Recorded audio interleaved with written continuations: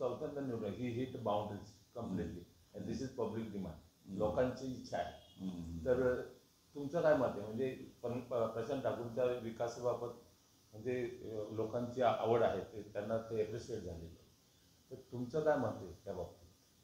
एक गोष्ट अशी आहे की प्रशांत ठाकूरनं गेल्या निवडणुकीत विजय मिळाल्यानंतर 5 वर्ष पायाला भिंगी लावून प्रत्येक गावागावात फिरले, प्रत्येकाच्या सुखदुःखात गेलेत, गावाचे प्रश्न समजून घेतले आणि त्याप्रमाणे सरकारकडनं भरपूर निधी आणण्याचा प्रयत्न केला आहे. विधानसभेमध्ये त्यांनी आपल्या पनवेल शहर असो, महापालिका असो, ग्रामीण असो, हे प्रश्न मांडलेले आहेत. विधानसभेमध्ये प्रशांत ठाकूरांचं जे संबंध आहेत नेते मंडळाशी आमच्या ते फार चांगले आहेत आणि त्याच्यामुळे त्यांच्याकडं चांगल्या अर्थानं प्रशांतच्या प्रश्नांना संधी दिली जाते आणि त्याच्यामुळं ह्या विभागातले प्रश्न जे आहेत ते अतिशय चांगल्याने मार्गी लागले आहेत. किरकोळ प्रमाणात काय राहिले असतील तर ते शेवटी असं असतं की सँक्शन होणं, काम सुरू होणं, पूर्ण होणं यात वेळ जात असतो.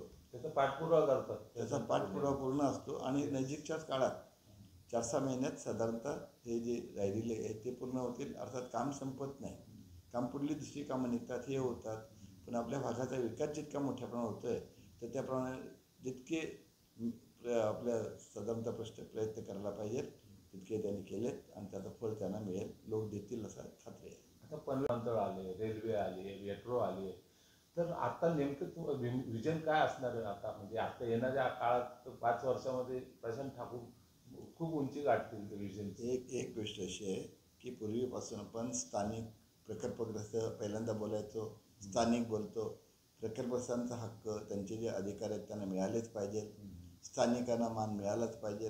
पण स्थानिक माणूस म्हणजे काय, 15 वर्ष इथे राहायला महाराष्ट्रात की तो स्थानिक झाला. मग आता इथे बरेचसे लोक 40, 50, 60 वर्ष राहिले, नव्याने हे इतके डेव्हलपमेंट होते, लोकांना आवडतं आहे की पलीकडच्या तुमच्या इतर गावामध्ये राहण्यापेक्षा इथं आपण आलो तर बाहेरचे लोक इथं पसंत करतात. म्हणजे सर्वांना ती असं वाटतं की इथं आलो मुलांचं शिक्षण होईल, कुठल्या दृष्टीनं भवितव्य चांगलं आहे आणि म्हणून लोक येतात. आणि त्याच्यामुळं आपल्याला प्रत्येकाला राज्याकडनं दिलेला अधिकार आहे, म्हणजे संचार, उद्योग किंवा आणखी भाषण, तर त्यामुळे ते सर्व आल्यानंतर त्यांना हा ॲटमॉस्फिअर आवडतो आहे आणि त्याच्यामुळे ते लोक येतात. आणि मग आमचं काम आहे की पुढाऱ्याचं काम आहे, प्रशांत ठाकूरांचं काम आहे की त्यांना सामावून घेऊन त्या सगळ्यामध्ये जशी लोकसंख्या वाढत झाली ना तर तशा सुविधा पुरवणं आणि त्यासाठी प्रशांत जास्त धडपडत असतो. पण पनवेल हे आता पनवेल किंवा पनवेलचा परिसर एज्युकेशन हब झाला आहे आणि शैक्षणिक याच्यामध्ये खूप येतात, तर त्याच्यासाठी म्हणजे प्रशांत ठाकूर आता कौशल्य काहीतरी सुरू करत आहे, तर म्हणजे रोजगार आणून पनवेलला खूप लोक पसंती देतात, इथंच येतात म्हणजे शिक्षणाला. एक गोष्ट अशी आहे, शिक्षणात इकडे येतात आणि रामशेठ ठाकूर, प्रशांत ठाकूर शिक्षणात भरपूर चांगलं काम करतात. त्यामुळे देशामध्ये, अख्ख्या भारत देशामध्ये रामशेठ ठाकूर पब्लिक स्कूल जे खारघरचं आहे त्याचा पहिला नंबर आला. 8,13,000 स्कूलनी भाग घेतला, त्यात पहिला नंबर आला. आता आपली जे शाळा आहेत, द्रोणागिरी शाळा, आता या महाराष्ट्रामध्ये पहिले 10 निवडले त्यातले 3 नंबर आला. आमचं शिकेटी कॉलेज आहे पहिलं A+ आणि अशार्थीनं ॲटोनॉमस कॉलेज, हे सगळं झालं आहे. ते शिक्षण क्षेत्रामध्ये आपल्याला आम्ही जास्त काम करतो, समाजसेवेचं काय विजन असणार आहे शिक्षण क्षेत्रात नवीन काय? एक गोष्ट अशी आहे की प्रत्येक ठिकाणी आपल्याला आमच्या दृष्टीने लॉ कॉलेज आम्ही काढलेलं आहे, तर ज्या प्रकारचं शिक्षण पाहिलं त्यावर द्यायचं. आणि महाराष्ट्र सरकारने ह्या पनवेलमध्ये जे औद्योगिक आपली ITI म्हणतो तर त्याचं क्षेत्र बदलून अतिशय मोठं असं महाराष्ट्राचं क्षेत्र जे आहे ते या ITIच्या ते नवीन उद्योगाच्या दृष्टीने शिक्षण देण्याच्या दृष्टीने तयार केलेलं आहे, तर ते पनवेलला आलेलं आहे. आणि ते नक्कीच म्हणजे त्या ह्याच्यामध्ये प्रशांत ठाकूर उद्घाटनाला गेले, याला गेले, म्हणजे उद्घाटन मुहूर्ताला गेले, सर्व गेलं आणि प्रशांत ठाकूर त्यात मेन आहे.